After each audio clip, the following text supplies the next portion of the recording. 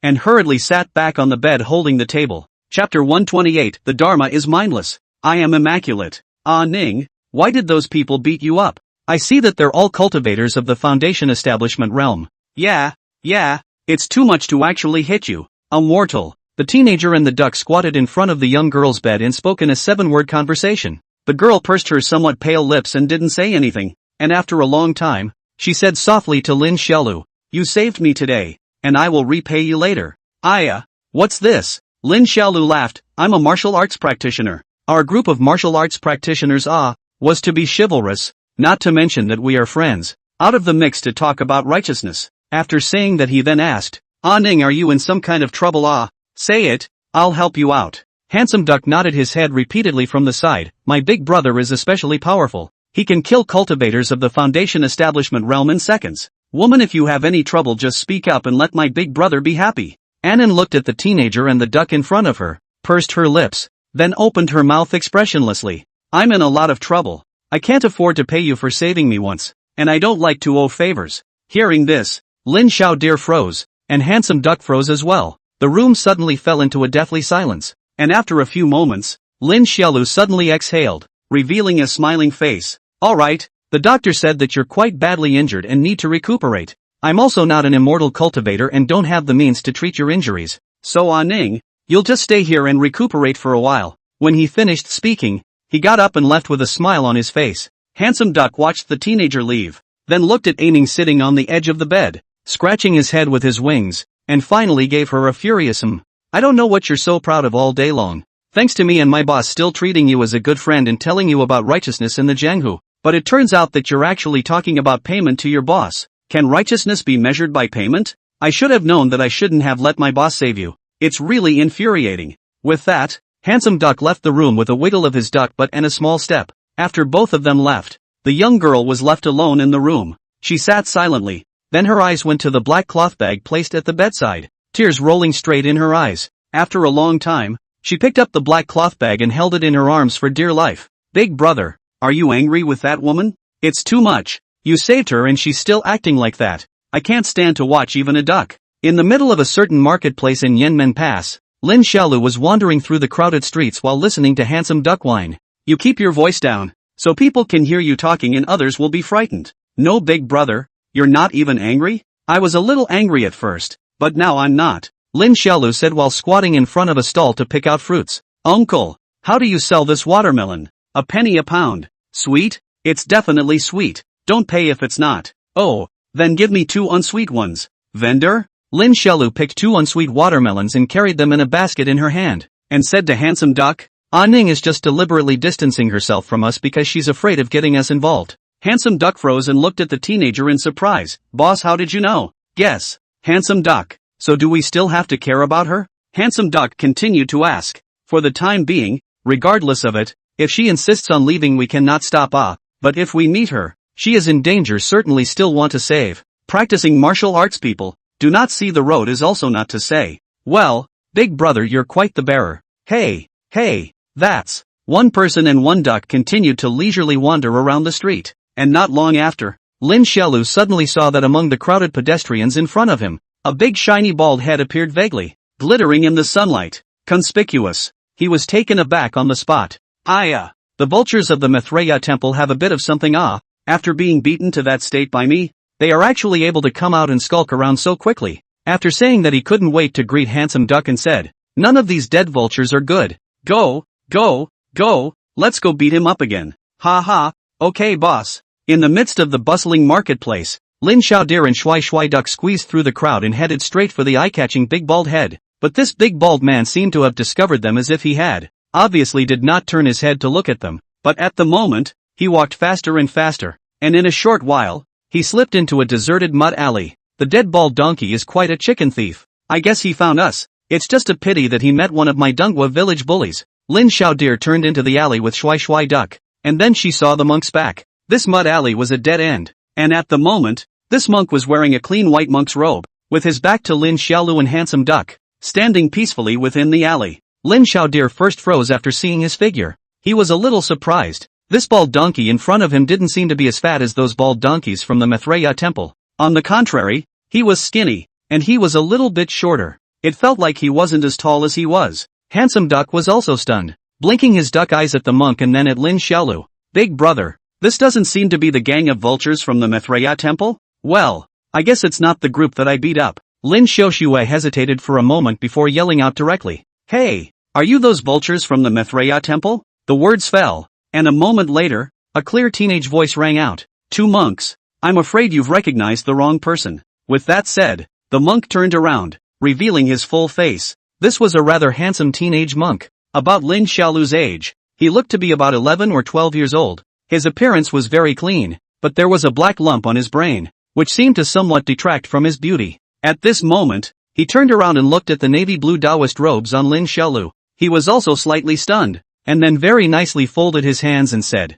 "So it's a Taoist master. I'm sorry for the little monk's impoliteness." Lin Xiaolu looked at him in confusion and asked, "You're not a bald donkey from the Manhwa temple?" The young monk shook his head with a smile. "The young monk is from the Heartless Temple." Heartless Temple? Where is that? Lin Xiaolu looked at him in surprise for several moments, then impatiently waved her hand. "Forget it or not. In any case, I'm not happy when I see a bald donkey." When he finished speaking, he raised his hand and pointed at the little monk, shouting angrily, "Little bald donkey, take off your pants." The young monk was startled at the words. His face went white. He looked at the fierce Lin Xiaolu. After hesitating for a moment, he shivered and said softly with a shivering voice, "No, don't do it." Handsome Duck once heard him say don't. Suddenly not happy, standing at the feet of Lin Xiaolu, wings a forked waist, quacking shouted, "Let you take off, you take off. You again ink old son get dead, you believe it or not." The young monk was once again stunned when he saw that the handsome duck could actually talk, and then looked at Lin Xiaolu in surprise.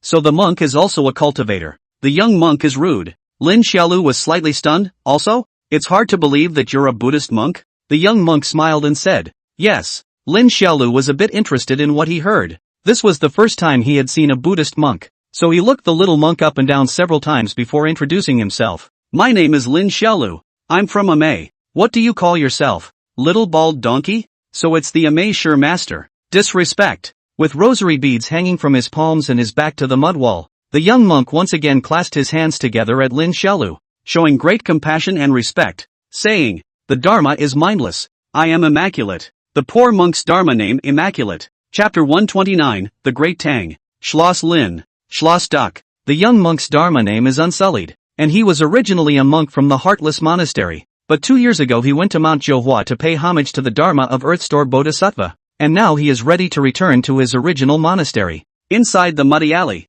the little Taoist priest, the little monk, and a little duckling squatted in a circle on the ground, chattering together. Lin Xiaodir curiously looked at the black lump on the unsullied little monk's forehead and queried, "Were you beaten up here?" The young monk laughed softly. "Master Lin is mistaken. This is what the young monk kowtowed out." He explained, the young monk left his master's school and went to Johua Mountain to pay homage to Earthstore Bodhisattva, and it was a line of 3 steps and a knee, 5 steps and a bow, 7 steps and a kowtow, all the way kowtowing and knocking out. That's why you walked for more than 2 full years. You have a strange hobby. You actually like to kowtow. Handsome Duck marveled. Unsullied folded his hands together. The duck scholar has misunderstood. This is an expression of the young monk's respect for the Earthstore Bodhisattva. It's faith. Lin Xiaodir continued to look at him curiously and asked with a bad smile on her face, "Little bald ass? I see you're about my age. What's your cultivation level?" Back to Abbot Lin. The young monk's current cultivation level is the 3rd level of qi condensation. Hehijia, you're too weak for this. Lin Xiaolu had a disgusted look on her face. "You're simply weaker than Chen Nianyun. You're also about the same level as Eastern Egg and Tang Yuan. My sister is only 10 years old this year. She can even build her foundation." His words were thick with pride when he mentioned his sister. Seeing that his cultivation was despised, the young monk awkwardly touched his naked brain and coughed. The young monk is a monk. His cultivation is different from many monks, and most of his time is spent on studying Buddhism. "So what do you study in Buddhism?" Lin Xiaolu continued to curiously inquire. He himself is a Taoist priest, but in addition to learning the word, is never read the Taoist scriptures, although Amei has a special Taoist scripture hall, but he never went to see. But the boss seems to be quite a lover of books, holding a picture book all day long to read. That is presumed to be a very learned Taoist scriptures. Seeing Lin Xiaolu's curiosity about what Buddhism is the study of, the young monk knew what he was talking about and very happily publicized. The Dharma of Buddhism, when taken apart and pronounced, is the 3 dots and a coming and going of going. So to study the Dharma is to teach people to get rid of the 3 dots. Which 3 points? Inside Mud Alley. The little monk raises 3 fingers to Lin Xiaolu and handsome duck, smiley face, greed, anger, dementia. At noon, Lin Xiaolu warmly invited the young monk to come and stay at the inn where he was staying, and said that food, clothing, housing and transportation were all covered. Of course, there is naturally a reason for this, and the reason is because Lin Xiaodir didn't know where to look for martial arts. So he told the young monk about his confusion, and the young monk told him that in his heartless temple, there are 2 volumes of true scriptures and scrolls left behind by previous generations, and that these 2 volumes are highly profound and are somehow related to martial arts. It was said that it was the young monk's master, an old Zen master named Heartless, who had acquired it from a martial arts master when he was young, but since both he and his master were immortal practitioners, the 2 volumes of scriptures, though ingenious, had not been studied much, and had only been used for collection, and the names of these 2 volumes of scriptures are called Mindfulness Pudding and I Jing Jing respectively. Therefore, Lin Xiaolu received the little monk warmly, and said that he is the person who practiced martial arts, and wanted to go to the Heartless Temple to see, and the little monk was also very happy, a mouthful of agreement. After all, he is in the Heartless Temple is actually very small, inside only 2 people, he and his master. There are not many people of the same age to play on weekdays, this time to find a playing companion, and also feel quite good. Little monk, you'll hang out with me from now on, don't worship Buddha, worship me. Yeah, I'll worship my big brother every day. He won't let me worship, I'm still upset, I can't even eat. Handsome duck chimed in from the side. Shyly, Immaculate folded his hands and recited a Buddhist chant, saying softly, little monk learns Buddhism with his master, and is not worshipping the Buddha. Don't worship Buddha? Then who do you worship? Lin Xiaolu was surprised. We worship the Dharma. Unsullied explained with a smile. Master taught the young monk that the Dharma of the Buddha cannot refer to a particular person or incarnation, but rather a concept of great compassion. So it is this great compassion that the young monk and master worship. Wow, I can't imagine that you and your master are quite special. Nothing like the bald donkeys I've seen before. Lin Xiaolu stared in wonder. The 2 of them entered the inn with a duck talking and laughing, and when they entered, they saw Aining sitting in the lobby drinking kanji. Her face was pale, and her entire body was also haggard, with the appearance that she was about to fall down when the wind blew. Fawn greeted her cheerfully when she saw her. Ning, let me introduce you to my new friend. This young monk is called Unsullied, and is from a temple called Heartless Temple. Little monk, this is my half-friend. Her name is Ning. I don't know what her exact name is. She didn't tell me. Hearing that Fawn's name for herself had changed from friend to half-friend, Aining's face turned a few shades whiter. Good day, female cultivator. Unsullied politely did the Buddhist method of paying homage to Aining. Aining nodded in response, his voice weak as he said, good day, little master. She then looked once again at the cheeky Lin Xiaolu and hesitantly opened her mouth. You, come with me for a minute. Ha! Lin Xiaodir was an afterthought, and when he saw that Ning had already gotten up with great effort and picked up the black cloth bag and headed for the backyard of the inn, he had no choice but to put the watermelon down and follow with some confusion. Little monk, let's continue the chatter later, ha. I'll treat you to a chicken leg tonight. Inside the lobby of the inn, the immaculate little monk in white monk's clothes and the handsome duck stood side by side, looking at the back of the 2 of them leaving one after the other are a little bewildered. Afterwards, the handsome duck moved its wings a few times, pouted its fat duck buttocks, and sighed with eyes showing the vicissitudes of life. A woman's heart can't be seen through, only because the chest meat is too thick. The unsullied little monk also put his palms together beside it and bowed his head and said, Amit Ba Buddha. Lin Xiaolu followed Aining all the way to the empty backyard and opened her mouth to ask, Aining, what are you calling out for me for? Inside the courtyard, the young girl turned her back to him and paused for a moment before opening her mouth with a slightly shaky voice. My last name is Jiang. My full name is Jiang Ning. Ginger. Ning? Lin Xiaolu nodded doubtfully. You called me here just to tell me your name, ah? The young girl didn't say anything, as if she was struggling with something. Lin Xiaolu, on the other hand, bristled. He didn't like people who always stammered when they spoke and did things, so he impatiently bristled. I'll go back if there's nothing else. I bought watermelon that doesn't cost a fortune. Come along and eat. Wait!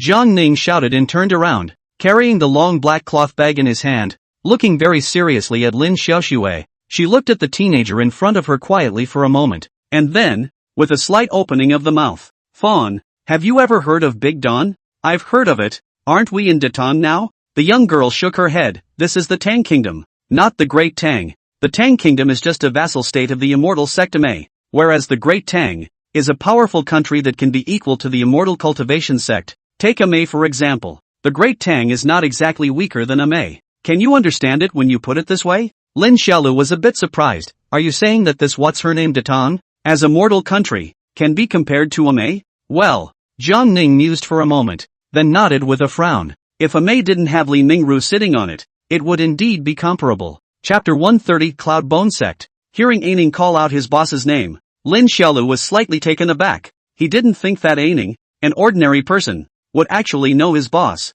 However, he didn't move on his face and didn't say that Li Mingru was his master. Instead, he decided to save this for his next pretense. So Lin Xiaolu continued to ask, I haven't heard of the Great Tang that you're talking about. Why are you telling me about this? Haven't you always wondered where I came from? Jiang Ning revealed a rather pale smile. I am the only princess of the Great Tang. Forest Fawn? In the courtyard, the teenager first froze after hearing this, and then his two small hands were spread out, and he drummed his face and said, So what? Are you showing off your background to me? I'm the next generation of a Mei's sect leader. I'm not afraid of you at all in terms of status, right? Jiang Ning, I don't mean that. Jiang Ning cried and laughed a little, helplessly explaining, the Great Tang has been destroyed, and I am now a deceased princess. After saying that, Jiang Ning elaborated on his past to the teenager in front of him. Datong is located in the eastern part of the divine state of a country. This country all people martial arts. The army is brave and good at fighting. Folk martial arts sects are many.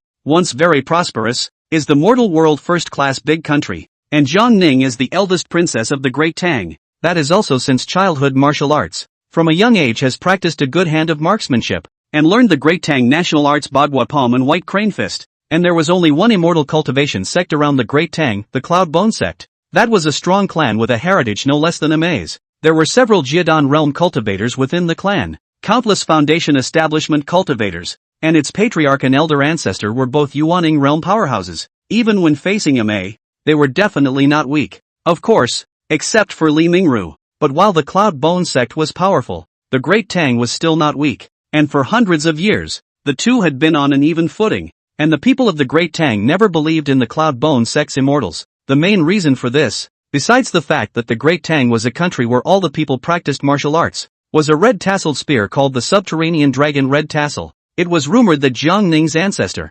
Jiang Taiqing, the founding emperor of the Great Tang dynasty, had also been a great and powerful cultivator, with astonishing talent and renown in the Divine Kingdom, but his descendant had no talent for cultivation, so he had used an ordinary red-tasseled spear to bind a mighty Sanglong and subdue its dragon soul within the spear. Afterwards, when Jiang Taiqing broke through the Yuaning and reached a higher realm, he left this gun to his descendants and left behind a recipe that could summon a dragon's soul, and only the bloodline of Jiang's descendants could use it, which allowed the Great Tang to completely have the qualification to be on par with the immortal cultivators. Inside the small courtyard, Lin Xiaodir was lying on the millstone, holding her little brain and listening to Jiang Ning's story, and her eyes also glanced curiously at the black cloth bag in Jiang Ning's hand. This can't be the red-tasseled spear that hides the dragon's soul, he asked curiously. Jiang Ning nodded his head, while smiling bitterly. It's a pity that I'm a daughter. Even if I know the recipe, this submerged dragon red tassel within the dragon soul is not willing to serve me as the main. Cannot be like the year when the great-grandfather, facing the Cloud Bone Sect of the gang of robbers, froze by virtue of the red-tasseled gun, stood under the gates of the Great Tang dynasty, in a body of flesh and blood, the long lance to guard alone the soul of the Great Tang dynasty. The lance alone guards the soul of the Great Tang? Lin Xiaolu recalled the words and felt kinda cool. And after that? For what reason was the Great Tang destroyed? He continued to ask. When Jiang Ning heard this question, her petite body suddenly trembled, as if she had thought of something sad. Her beautiful eyes contained monstrous anger as she gritted her teeth and said, Because of our Jiang family, there is a traitor. Who? My twin brother, Jiang Yuanan. Originally, when the submerged dragon red tassel reached this generation, there were two heirs. One was the crown prince, my elder brother Jiang Please Light, and the other was my younger brother Jiang Yuanan, but it was quite unexpected that my younger brother had the talent to cultivate, and was not a bad natural talent, and reached the 4th level of qi condensation at a young age. 4th level of qi condensation? Lin Xiaolu froze for a moment. With this strength, the talent did seem to be a little stronger than Dongfang Egg and Tang Yuan and the others, and then a little weaker than Chen Nianyun, but it was indeed quite okay. In the small courtyard, Jiang Ning continued to speak in grief. That traitor, in order to find the method of longevity, willingly became a traitor to the Cloud Bone Sect and learned that his elder brother was the crown prince, and that he was unable to obtain the subterranean dragon's red tassel, killed his elder brother and killed his father, and then forced his father to ask him about the location of the subterranean dragon's red tassel and its recipe. Wait a minute, Lin Xiaolu suddenly interrupted Jiang Ning, blinking her big eyes in confusion. Your brother doesn't know the password? Don't know. Jiang Ning shook his head. The ancestral training of the Jiang family is that only when the crown prince inherits the throne can he learn the password from his father. Neither Jiang Yuanan nor I know the password, and my elder brother hadn't yet succeeded to the throne at that time, so he didn't know it either. That's why there was a scene of him killing his brother and killing his father later, when father and elder brother were poisoned by that father, and then father was forced by him, and it happened to be that I bumped into the scene, and that fled back to the Cloud Bone sect, and my elder brother was the first to die of poison, and my father, before he died, told me the password and the location, and told me to take the subterranean dragon red tassel and go to my uncle, who was the king of a small vassal state far away in another place, and tell him about the subterranean dragon red tassel and the password. Lin Xiaolu listened in confusion, and he probably seemed like he might have gotten it right. So, you're actually going to your uncle's restoration? Yes. The people of our great Tang originally never worshipped the gods and immortals, only the ancestral emperors, but now that there has been a death there, the people are even more like slaves, with every household worshipping the cultivators of the Cloud Bone sect, and my younger brother, because of the piggish act of killing his brother and killing his father, has completely established himself as a great hero, and has a superb position within the sect. After saying that, Jiang Ning exhaled deeply and calmed his mind, then raised his reddened eyes to look at the teenager and lightly said, Fawn, I'm glad you can take me as a friend, and I'm not going to hide anything from you. The Cloud Bone sect has always wanted to get the subterranean dragon red tassel, and to get the password that only I know about at the moment, which means that they want to use immortal means to draw out that Sanglong's soul inside, the faith-chanting power of the people of the Great Tang, the soul of the crow dragon of the submerged dragon red tassel they all want, so they'll keep sending cultivators to capture me. Right now there's already 2 Foundation Establishment Realm cultivators looking for me, and I'm afraid that there'll be more powerful cultivators coming over right behind me. Jiang Ning paused for a moment and said with determination in his eyes, I reckon it will be hard for me to reach the vassal state where my uncle is. You can't help me. Although your skills are strong, you are ultimately limited by your age. You can't deal with cultivators above the Jedan realm, so I'm sorry little dear. We met in passing. I don't want to drag you down. Lin Xiaoxue smashed her mouth in embarrassment.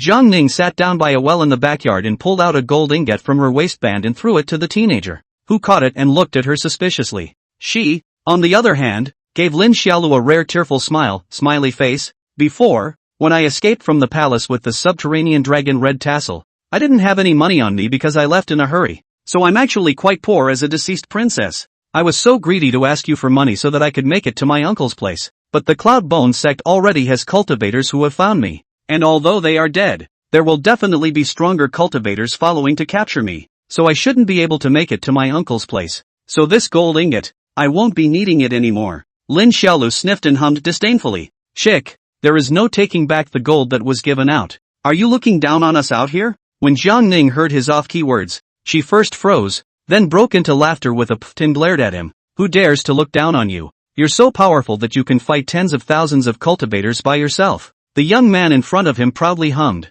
laughed dejectedly. How trivial. You are not far from your uncle's vassal state. I will send you all the way, to ensure that you are safe and sound. Little dear, don't try to be blindly strong. Jiang Ning said with tears in her eyes and a smile, the Cloud Bone sect is a very large force. There are strong people within the sect, even if your backer is a Mei. That's not something you can deal with. What about my boss, Li Mingru? Lin Xiaolu suddenly asked with a grin. Li. When Jiang Ning heard the 3 words Li Mingru, her originally soft pupils instantly shrunk, and her entire body excitedly stood up directly from the well, looking at the teenager with disbelief. Is your master really Li Mingru? The Li Mingru who has been upholding the righteous path on earth for 300 years? Chapter 131 Li Mingru's Past. Lin Xiaolu just wanted to nod her head arrogantly, but she was also confused for a moment after hearing Annan's name for her boss. Holding fast to the righteousness of the world for 300 years? What the hell is this? Didn't the boss claim that he lifted his hand to pick the stars and disturbed the people in the sky?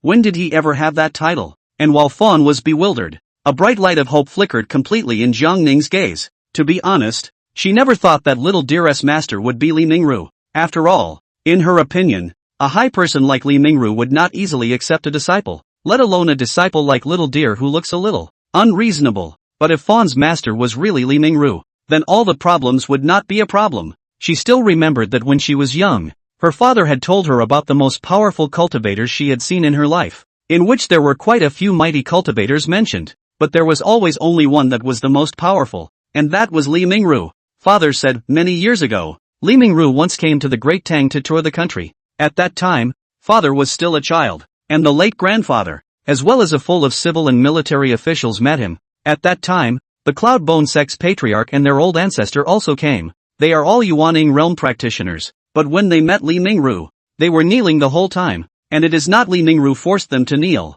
is their own to kneel. Pull cannot pull the kind of. One by one happy. Mouth also said one by one thanks to Li demigod to my Cloud Bone cultivator kneeling to see the opportunity. And a long time after that Cloud Bone sect of the ancestor of the people bragged about their own kneeling to see Li Mingru. Proud of a few decades. Therefore, if Li Mingru made a move, then all the problems would not be a problem at all. Inside the courtyard, Jiang Ning looked at Lin Xiaolu with great excitement. Her pretty lips lightly opened and said, Xiaolu, can you invite out Immortal Li? My boss is in seclusion. Lin Xiaolu laughed loudly, but don't worry Aning. I left my life lamp when I went down the mountain. If that what's-her-name Cloud Bone sect sends some Jiedan realm Yuaning realm cultivators to bully me, I'll just cripple myself first so that Sister Sectmaster will sense it and have my boss come to save me. Jiang Ning. She looked at Lin Xiaolu with some tears and laughter. Crippling yourself first? You're really a ruthless person. Lin Xiaolu, however, was oblivious to the fact that she didn't feel that there was anything wrong with her method, but instead,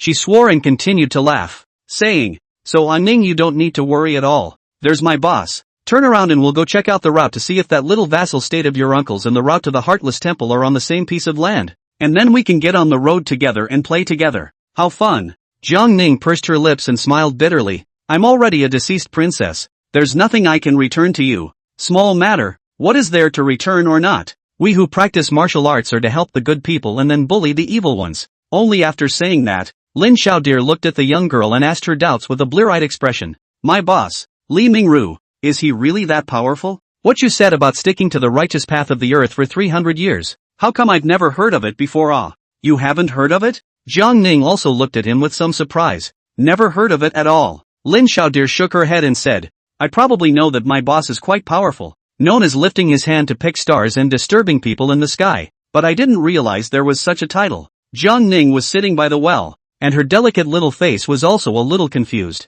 Lifting her hand to pick the stars, disturbing the people in the sky. This sentence, she also had never heard of it. Li Shangxian original can also pick the stars? For a while, the atmosphere between the two turned a little quiet, and Lin Xiaolu, who had always been witty as hell, gradually realized something. He himself actually knew nothing about the boss, and it was likely that the entire MA, including the sister of the sect leader, knew nothing more than the tip of the iceberg about the boss. The quiet atmosphere lasted for a while before Jiang Ning opened his mouth and softly said, Immortal Li should be quite famous. Isn't Little Master Unsullied that you brought back also a cultivator? You can ask him if he's heard of Immortal Li. Good. I'm going to ask. Lin Xiaodir turned his head and ran towards the inn's hall yard without saying a word, and after he left, the young girl sitting by the well sat still for a while before wiping away her tears, revealing a lovely smile, and carrying a black cloth bag to the hall yard. At this time, the inn hall courtyard, Scalefree is handsome duck together to taste the outside green inside white, colorless and tasteless watermelon. The two of them are eating happily. Lin Xiaodir suddenly came over, small face serious, mysterious to a sentence. My master is Li Mingru. Unsullied? Handsome duck? One man and one duck both froze for a few seconds at the same time, and then they both exploded. Master Lin, your honored teacher is actually Li Mingru. Big brother, your master is actually Li Mingru. Lin Xiaolu was completely confused as she looked at the shocked reactions of the little monk and the handsome duck in front of her. It's okay for the little monk to know, but even a duck knows his boss's name? He looked at Unsullied in surprise, then at Handsome Duck, then asked tentatively, do you guys know what my boss's title is? Handsome Duck is so excited at the moment that he's waving his little wings and quacking on the table, smiley face. Of course I know. Who doesn't know Li Mingru? Many cultivators have said so. If you don't see Li Mingru in your ordinary life, even if you are a celestial being, it's all in vain. Lin Xiaolu was dumbfounded. What the hell was this title again? He turned his blazing gaze back to Unsullied, and the shiny-brained Unsullied replied with an excited look on his face.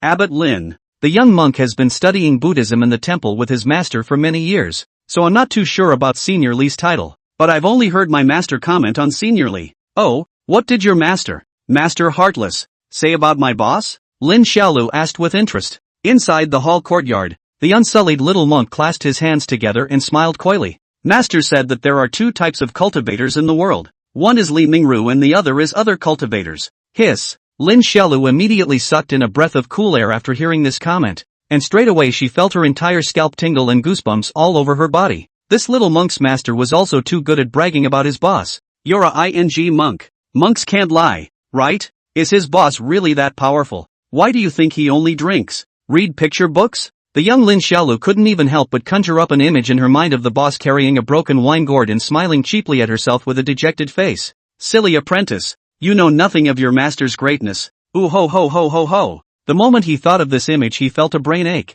and directly made a decision in his heart that after he returned to Ame, he must go and ask the boss about how many things people and gods had done in the past in order to obtain so many dangling titles and evaluations. It was just too much. The pusher is actually higher than himself. Then can he still surpass him before he becomes an adult at the age of 17? The pressure is so great. Time was slowly postponed, and soon after it was night. Jiang Ning, Unsullied, Fawn, and Handsome Duck ate dinner together in the lobby, because Yanmen Pass was close to the desert. The supplies here were relatively scarce compared to the central belt of the Tang Kingdom, and it was not possible to eat hot pot. So Lin Xiaolu spent a gold ingot on a roasted camel and set up a long, large table. Unsullied is a monk. He can't eat meat. Even though Fawn and Handsome Duck tried their best to persuade him, he still didn't eat it. Served himself a portion of thin rice, took a cucumber as well as a carrot, and then gulped as he watched them eat and drink. Lin Xiaolu loved to be lively, and now this sight of a group of people gathered around to eat made him feel happy. His appetite was wide open, and the whole person was like a little wild boar. A camel was almost eaten by him alone, and after dinner, they planned the route. Because the small vassal state where Jiang Ning's uncle was located was in the middle of the necessary route to the Heartless Temple, so everything was logical, and the three teenagers and a duck decided to send Jiang Ning to his uncle's place first, and then to go to the Heartless Temple to search for martial arts. Chapter 132, The Desert Journey. Dun dun dun dun dun dun. Guanzi Zai Bodhisattva, when practicing deep prajnaparamita, sees that the 5 skandhas are all empty, and eliminates all suffering. Shariputra. Color is not different from emptiness. It's noisy. Little monk, you be quiet. Oh, I'm sorry, Lin Sure Master. On the second day, early in the morning, before even dawn, Lin Xiaodir was woken up by the sound of scales banging on the wooden fish reciting the scriptures. He sat up from his bed with an angry face and glared at Scale. Do you believe I'll beat you up? As soon as the sound of the wooden fish stopped, the little monk held the small wooden mallet with a shy face and stammered. No, don't do it, Lin Fawn. He sighed helplessly, got up and put on his clothes. It seems that he can only get up early to go for a run today. This little monk doesn't know what kind of madness. Actually got up earlier than he did. The sky outside the window was still dark when he got up to recite the sutra. He is really diligent enough about the Dharma. I'm going for a run. Are you coming? The little monk has to do his morning lessons, so he won't go, the little monk said with a red face. After he finished, he gave Lin Xiaolu an embarrassed look. The Enchanter Lin, this inn of ours, are there no other rooms? No, I've asked the shopkeeper's wife. Yanmen Pass is less crowded. Except for the garrison, very few people usually come, so there are only 2 rooms in the inn. What's wrong with you? Don't want to sleep in the same room with me? No, no, no. Monks just. Seeing the little monk stuttering, Lin Xiaolu immediately felt impatient and urged while putting on her shoes. Big old man, just say what you want to say. The young monk held his tongue for half a day,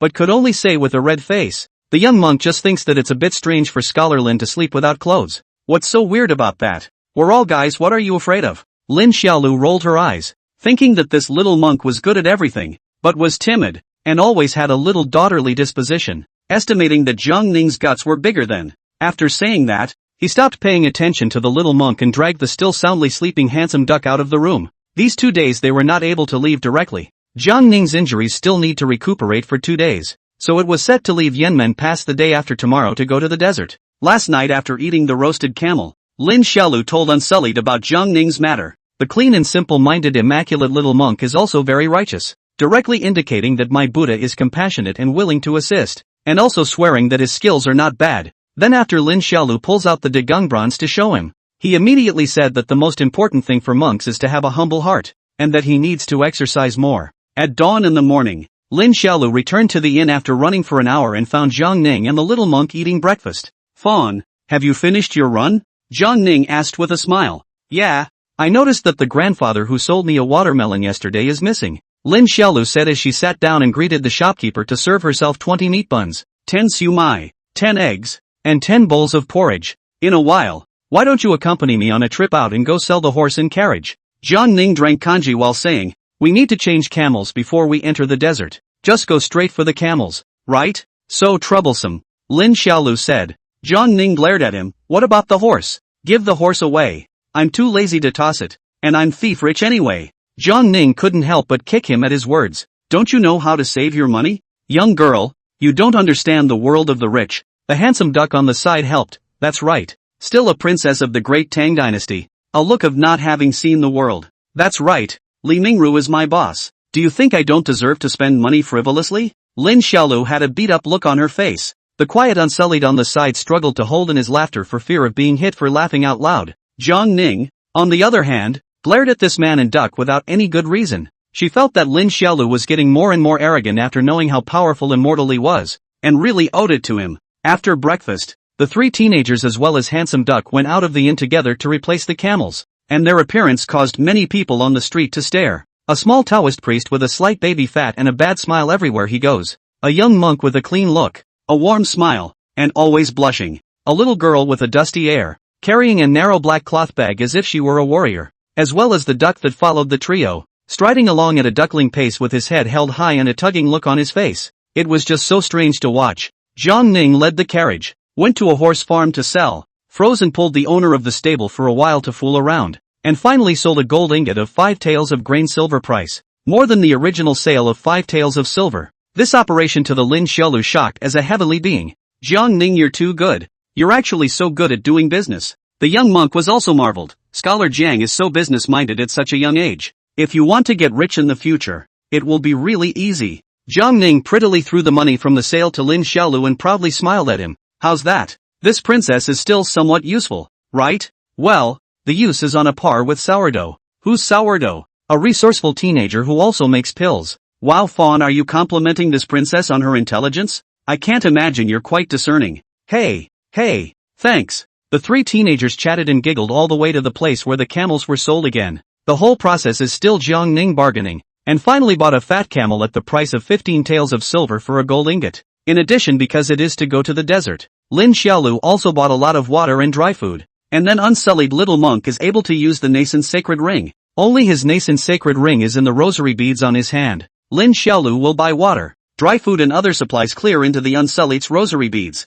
After a few days' time, a few small friends have been living in the inn. Every day play around. A moment to listen to the immaculate talk about Buddhism. A moment to listen to the deer talk about the experience of robbery. A moment to listen to the handsome duck recounted his own years of vertical and horizontal duck world of the affair. Over the kinda leisure. After that, they finally waited for Jiang Ning's injuries to recover more or less before they set off again, riding camels, crossing the Yanmen Pass city gate, and entering the endless desert. On this day, the blazing sun was high and shining in the sky, illuminating the whole desert into a golden color. Lin Xiaolu rode on a tall camel, being sandwiched by 2 soft piles of humps one after the other, holding a water sack in her hand and drinking happily. Handsome Duck, on the other hand, rides at the neck of the camel, which is small enough to lie halfway down on its back, facing the hot sun, just like sunbathing. Jiang Ning and the Unsullied little monk then followed beside the camel. Jiang Ning and Little Deer were taking turns riding the camels, each riding for an hour's time. Unsullied did not ride. He did not want to strain the camels. Jiang Ning, we've already been into the desert for 2 days. How much longer until we get to Yuangua? On the camel's back, Lin Xiaolu shouted in boredom. He felt like he was getting sunburned. Soon. About 3 or 5 more days before we can get out of the desert. After saying that, Jiang Ning turned his head and admonished him again. The Yuan kingdom is not a country dependent on Amei. Their side is dependent on Xuanzhen. So you have to collect yourself when you get there. Would a full-fledged monk beat me? That won't happen. After all, it's also a righteous sect. Jiang Ning said. Then if I meet them and tell them that my boss is Li Mingru, will they treat me like a father? Lin Xiaolu continued to ask. This is not very clear. Lin Xiaolu felt that his purpose for coming down the mountain had changed. From the beginning of earnestly searching for martial arts, to saying to everyone, my master is Li Mingru. He thought it would be fun to look for his boss's awesome past. Fawn, an hour is up. It's my turn to ride the camel. Oh good.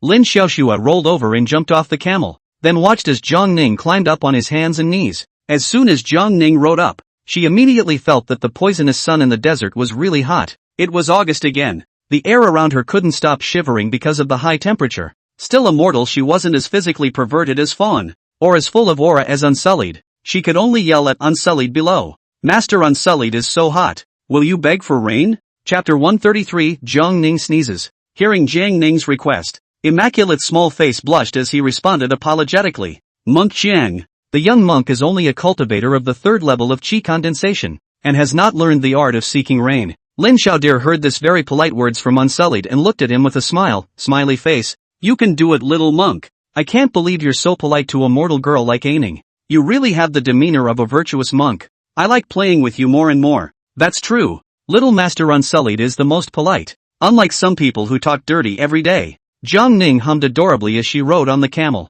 Lin Xiaolu first froze when she heard her meaningful words. Then she despised the handsome duck on the camel who was already asleep. Look at you. Letting you brag every day. Being disliked by An Ning. Sleepy handsome duck sneezed and flattened his hardened beak. In the boundless desert, Unsullied was praised by Fawn and Jiang Ning. Feeling a little embarrassed. Her face was also red and hot, and her voice was even finer than a mosquito. Founder Lin. Founder Jiang. You are too kind. The young monk just has a good master, who once taught the young monk that whether it's an immortal cultivator or a mortal, all of us are living beings in the heavens and earth, and there is no difference in their nature. Perhaps each person's birth, talent, and ability will be high or low, but there is no difference between the nobility and the lowliness of each person's soul. Lin Xiaolu immediately looked at him highly once she heard this and patted his shoulder in praise. You can do it, young monk. I think your master, Zen Master Heartless, should also be a person who deserves to be honored. After saying that, he continued to smile at Unsullied. I suddenly realized that the two of us are quite playful.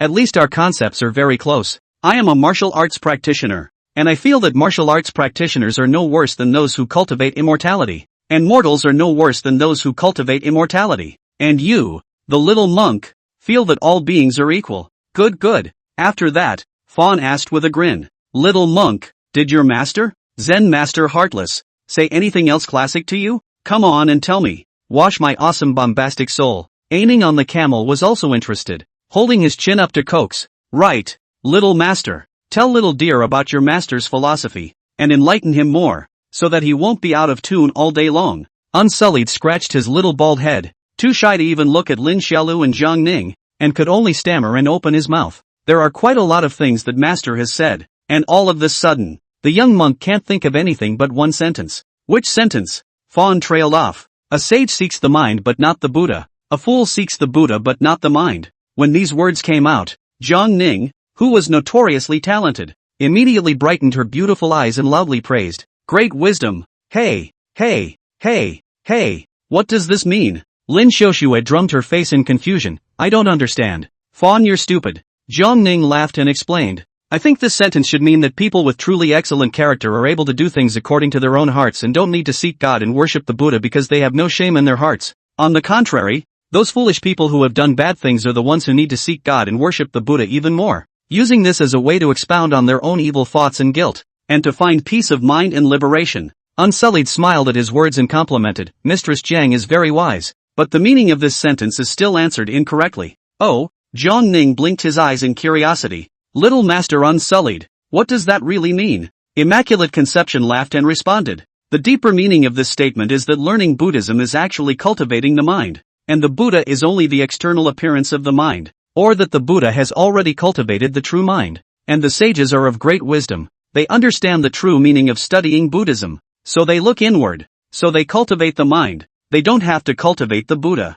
and since the wisdom of fools is not yet enlightened, they think that the Buddha is the source of all that is sovereign, so they look outward, and so they seek the Buddha. A Buddhist discourse on Zen. Lin Xiaolu listened to the dizzying clouds, but this does not prevent him from feeling that the little monk is actually quite powerful, and in his heart, he also has a few more points of respect for this little friend who just knew less than 3 or 4 days. After all, although the little monk was young, he was a true monk worthy of respect. If he had been older, a compliment to the living Buddha would not have been too much. Compared to those mountain canons of the Maitreya temple, the 3 teenagers were walking and chatting joyfully, and without realizing it, it only felt like the heat in the air had faded a few points, and a few hours later, as the originally clear sky gradually darkened, the originally hot temperature began to plummet. The desert is like this. The temperature difference between day and night is extremely large. The first 2 days is okay, not so cold. Tonight somehow the temperature is much lower than before. A few people no longer rush. but began to prepare for camping. Unsullied took firewood for burning and mats for resting from the rosary, as well as Fawn's dust cleansing Dan, dry food and water. It didn't take long for the three of them to light a campfire and cook dry food on a relatively flat beach floor. Achoo! Beside the campfire, Jiang Ning still let out a big sneeze. Freezing clear water snot dripped out, and the whole person was even wrapped in Lin Xiaolu's Taoist robe and shivered straight. At this moment has completely to the night. The whole desert is a little starlight and white moonlight illuminated into a silver gray. Although good looking, but because of the endless and seem a little desolate, give a person a kind of poignant sense of beauty. And tonight's desert is also really cold. Jiang Ning herself did not expect it to be so cold. After all, she has never been to the desert. Insufficient preparation. Only thought of buying a camel but forgot to bring more clothes. This time even close to the burning campfire are freezing straight sneezing. Ha ha ha ha ha. Annan, you need to stop getting snot in your mouth. Ha ha ha ha ha. Seeing Jiang Ning hanging clear water snot look, Lin Xiaodir happy to death, while laughing at her while flipping up by the campfire. Shui Shui Duck also quacked and laughed beside him. It collapsed on the ground, small wings holding belly, laughing straight stirrups. One person and one duck looked to be more owed to how much owed. Lin Fawn. You wait for me. Wait. Achoo. Jiang Ning wrapped in Lin Xiaolu's Dao robe simply wanted to cry. She could no longer speak well with her cold words already. Unsullied, who was cooking fried rice, was helpless and looked at Lin Xiaolu and said, Abbot Lin, do you have any more clothes? It won't work if Scholar Jiang goes on like this. Ha ha ha ha ha. I don't have any more either. Look at me now, I only have underwear left. Lin Xiaolu pointed at her white underwear and laughed. Unsullied sighed at his words and smiled apologetically at Jiang Ning. I'm sorry. Monk Jiang is sorry. The spells I've acquired are too few, and there's not much I can do to help you, so I'll lend you my monk's clothes to keep the cold out. Master Unsullied doesn't have to be polite. I'm already grateful to you, unlike some people who just know how to gloat on the side. Jiang Ning said while glaring angrily at Lin Xiaolu. Lin Xiaodir, however, looked indifferent and made a face at her with a cute flick of her tongue. Jiang Ning grunted even more in anger at this, then couldn't help but sneeze again. She was actually quite thankful to Fawn for lending her the Dao robe to wear, but she just couldn't help but be angry at the sight of his look. She really wanted to kick him twice, and that handsome duck, with the look of a dog's leg, she would have to pluck all of its fur sooner or later. In the desert, Unsullied looked at Jiang Ning, who kept sneezing, felt the slightly cold breeze in the air, and sighed. It's just a pity that there are no walls in the desert to block the wind, or else Scholar Jiang wouldn't have suffered so much. Lin Xiaolu, who was playing around with handsome duck, suddenly brightened up when she heard this. There, I've got an idea. Chapter 134, Paradise. After saying that, Lin Xiaolu grabbed a handful of sand in front of Jiang Ning and Unsullied, then slapped her hands together. What are you doing, little dear? Tightly wrapped in his Dao robes, Jiang Ning was puzzled, and Unsullied and handsome duck looked at him with some bewilderment. Lin Xiaolu laughed loudly. I'll use the sand on the ground to make a wall for you to block the wind. You don't toss. Jiang Ning said helplessly. We don't have enough water. The sand is, achoo, it's not going to gather. Facing the young girl's skepticism, Lin Xiaolu he showed a bad smile. Woman, you know nothing of my power. After saying that, his hands snapped together, and then only a soft sound was heard, and a hard piece of sandstone was born in Lin Xiaolu's hands. Seeing this scene, Jiang Ning was dumbfounded. Unsullied was also dumbfounded, and even handsome duck had his little flat mouth open, unable to close it for half a day. My God, what kind of strength is this? Jiang Ning shrieked out in shock, his nose stopping running. Unsullied watched as Lin Xiaolu continuously compressed the fine sand into solid sandstone and was also shocked, tutaying in wonder. Godly skill. It's a divine skill. Although Lin is not an immortal cultivator, he is far superior to many other immortal cultivators of the same generation by virtue of his chi power. What an angry Vajra! After saying that, he looked at Jiang Ning enviously and said, I'm so envious of Enchanter Jiang, to be able to meet such an affectionate and resourceful young man like Enchanter Lin. When Jiang Ning heard this, her small face reddened and she didn't bother to squeak. In the field, Lin Xiaolu speed, constantly using both hands to squeeze the sand shimmering, soon pinched out countless pieces of sand brick sandstone, and then stacked it up a bunch of chaotic shot, froze by virtue of all the strange power to shoot out a small sand wall, just enough to help Jiang Ning block the cold wind. Jiang Ning also stayed under the wall of sand full of joy, wrapped in his Taoist robe, thanked him, and complimented him with, You're so strong. Lin Xiaoshu, a dejected little brain. This is just the tip of my iceberg. Yugongshan, have you heard of it? Jiang Ning and Unsullied nodded at the same time. Then Unsullied's eyes lit up with surprise and adoration. Can it be that Abbot Lin has also moved mountains? No, no, no, no, no. How can I do what Ugongo did again? What I did is much more impressive than Ugongo, Lin Xiaodir said proudly. What have you done? Jiang Ning asked curiously as he sat by the campfire, leaning against the sandy wall. Under the curious gazes of Unsullied and Jiang Ning, the corner of Lin Xiaolu's mouth curled up, revealing a wickedly impetuous smile. I moved the fool. Jiang Ning? Unsullied? Pa pa pa pa pa. Handsome Duck applauded profusely, quacking with his little flat beak open. Are you hanging or not? Let's ask you whether you are hanging or not. The world only knows that Yugonishan moved the mountain, but they don't know that my big brother moved Yugonishan.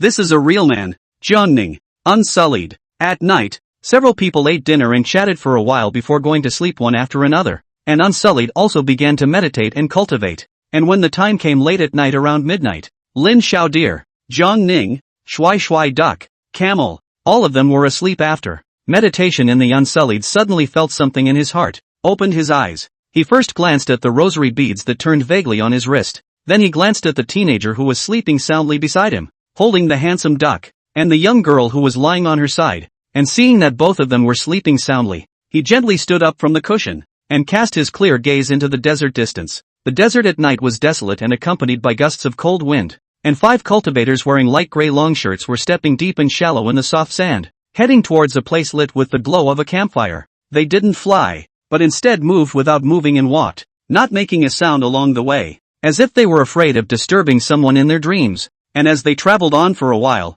getting closer and closer to the campfire campsite, they saw in the distance, coming a frail teenager. It was a young monk with a clear and handsome appearance. He was wearing a white jade-like monk's robe, with a gentle smile on his face. His head was full of stars in the sky, his eyes were as quiet as water, his temperament was dusty, and he was walking alone in this silver-gray sprawling desert, as if it was a picture of the world. None of the 5 cultivators moved again for a while, but instead raised their hands coincidentally, looking like they were ready to strangle each other at any moment. The little monk, however, as if he couldn't see their movements, took one step at a time, until he came to them and stopped, then put his palms together, closed his eyes, and silently recited the scriptures in his mouth as thin as a mosquito's voice. He just stood quietly, and the corner of his mouth was always hanging a free and gentle smile, although his strength was low and only had the 3rd level of chi condensation, but it also made the 5 Foundation Establishment Realm cultivators a little confused, not knowing what the meaning of this little monk that suddenly appeared was. The leader of the 5 cultivators swept his eyes at his accomplices on the left and right, and the spells in his hands had been taking shape for quite some time, but he was a bit hesitant to kill this little monk of unknown origin. And just when he was about to hold back from making a move, Unsullied finally opened his eyes and took the initiative to speak in a gentle tone. 5 monks, the young monk would like to ask you to spare Scholar Jiang Ning. 5 Foundation Establishment Realm cultivators. Unsullied reveals a gentle smile, softly said, little monk's friend, Jiang Ning sure master, is just a mortal woman. Now the country has been broken. In fact, it is a bitter life. Heaven has the virtue of a good life. The little monk asks the 5 to let her go, but also to let go of themselves. The little monk kowtowed to you all. After saying that, he actually did kneel down and kowtowed 3 times respectfully to the 5 people, knocking out a deep pit in the sand. The 5 cultivators looked at each other for a moment, somewhat at a loss as to what to do. After kowtowing, the little monk did not get up, but just knelt there, palms together, and continued to speak softly to them, saying, 5 monks, another friend of the young monk, the Lin monk, has the mighty power of the angry eyes of the Vajra. 5 monks are not his opponent. Further advancement will only be a self-seeking death. The young monk knows that the 5 are just following orders, and are not really a great evil. So he came here to rescue you all. I also asked the 5 masters to let Master Zheng live, and let yourself go, too. After saying that, Unsullied once again sincerely kowtowed 3 times. Ha! Looking at the little monk who kept kowtowing, the leader of the 5 cultivators couldn't help but burst out laughing. What a living hell! Looking at you, we are bound to die if we go further? Yes, with Caster Lin here, a few of you will surely die. Dirtless, who had finished kowtowing, said without hesitation, then why are you still here to die? A Foundation Establishment Realm cultivator continued to snicker. Anyway, from what you're saying we're all going to die if we continue forward. Aren't you afraid we'll kill you? Or kidnap you to threaten that what's her name Lin Sure Master? The young monk is naturally not afraid if he wants to free you all, Unsullied said with a sincere face. The little monk's strength is low and is not a match for the 5 of you. So the little monk has already silently recited the Earth Treasury Sutra and done the transcendence for you all. And the little monk himself, If you all still insist on moving forward, then please kill the little monk. The cultivators all looked a bit odd when they heard this. This little monk is too well prepared, isn't he? He's actually prepared himself? In the middle of the field. Some people sneer out in disdain. Amazing. What a Buddhist monk. Actually not even afraid of death. Damn. Laughing my ass off. I don't know where this tiny cutie comes from, and wants to die with us. It's hilarious. Little monk. You quickly roll for Grandpa. Don't think that Grandpa really doesn't dare to kill you. Our mission is only that Datong princess and the subterranean dragon Red Tassel. So hurry up and leave. The leader of the cultivators also frowned and said, Little monk, please leave quickly. I don't know if you are a real fool or a real living Buddha, but those of us, whose lives are given by the sect, and who don't do a lot of dirty things on a regular basis, are doomed to go to hell after we die, whereas you, whether you're a real fool or a real living Buddha, will surely ascend to the ultimate bliss early after you die, so we're not all the same way at all, so please hurry up and leave. Unsullied knelt on the ground and shook his head firmly. Don't worry, the young monk will go to hell with all of you. When these words came out, the cultivator leader froze, and everyone froze. Why? The leader of the monks asked. Because only by going to hell can the young monk see the suffering of all beings and relieve them. Unsullied looked sincere. Even though he was kneeling, his gaze was cleaner than many standing, clean and pure to the extreme. He said, the so-called ultimate bliss, the truth is that it is within each of us. It is just that each one is different, and instead of all beings suffering, it is better to let the little monk suffer alone. And this is the ultimate happiness of the little monk. So the young monk is not afraid of death. What he is afraid of is that the 5 monks are unwilling to let go of the young monks, unwilling to let go of themselves. The cold wind stopped at some point in the middle of the silver-gray desert. The 5 Foundation Establishment Realm cultivators stood in the middle of the desert, looking at the young monk who knelt and kowtowed to himself before them, no longer able to say anything derisive. They stood quietly, not saying a word, and, in the hearts of many even gave birth to an absurd thought. Even the legendary Buddha Rudra, compared with this little monk, I'm afraid it's just the same. Chapter 135, Physical Cooling. The next day, early morning, the scorching sunlight arrived as promised, waking up the desert's desolation with its temperature, and the sleeping Lin Xiaolu was also stabbed awake by this sunlight, holding the handsome duck who had also just woken up and sat up from the mattress. Good morning, Sifu Lin. Sifu Duck, Unsullied, who was cooking fried rice on the side, smiled at them both and greeted them, and handed him the dust cleansing pill. Lin Xiaodir let out a long and yawned, then waved her hand at him handsomely in response, and handsome duck quacked twice, taking the dust cleansing pill. The teenager saw that Zhang Ning beside him had not yet woken up, so he squatted down next to the campfire and eyed the pan of fried rice. Isn't Enchanter Lin not going to exercise today? Dirtless asked softly while fanning the bonfire with a bushel fan. I'll go after I finish eating, Lin Xiaodir said as he gulped while looking at the food. After he finished he glanced at Unsullied and realized that Unsullied had a smile on his face the whole time as if he was very happy. What's wrong with you, little monk? Smiling so arrogantly? Ahem. Unsullied was embarrassed for a moment, then pursed his lips to keep quiet. Seeing his constipated expression, Lin Xiaolu felt something was wrong and immediately asked sternly, Are you so happy that you're hiding something from me? Speak. Unsullied choked on Lin Xiaodir's words and somewhat dared not look him in the eyes. Lowering his head he stammered, The little monk did a good deed last night, so he is happy in his heart. Oh, did what good? Tell me so, handsome duck, and I can hear it. The young monk does not speak. Immaculate smothered his brain and said, If little monk said that, Sifu Lin would definitely blame little monk for meddling in his own business. When these words came out, Lin Xiaolu first froze for a moment, and then with a thought in her mind,